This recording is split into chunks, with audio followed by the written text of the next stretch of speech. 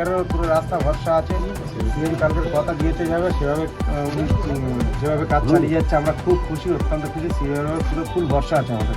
আচ্ছা, পুলিশকে লক্ষ্য করে পথ গুলি চালাতে গেছিল না, ওটা আমি বলতে পারছি না, আমি তো সেই অবস্থা ছিলাম না তখন।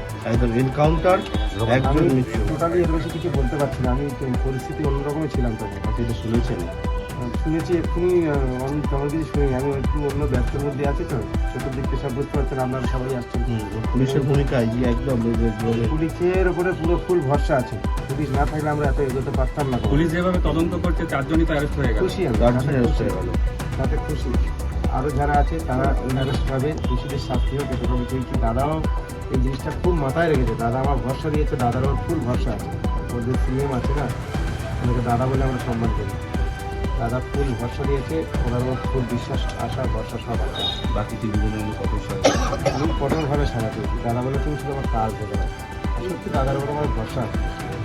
খুশি আপনারা? আপনার খুব খুশি। করবে না আর কি, এটা আমি বলতে পারছি না, করেনি।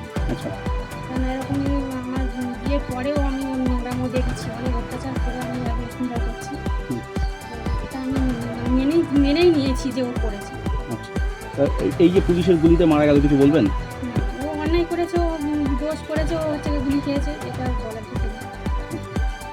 আপনি কি চাইছেন এখন? চাইছি বলতে যে ওখানে তো ভাড়ায় করে আমাকে যেতে বলছে, যাবো।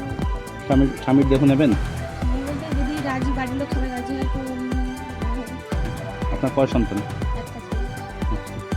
প্রবাস কি করতেন? কিছু করতো না, বাড়িতে। কি নাম আপনার?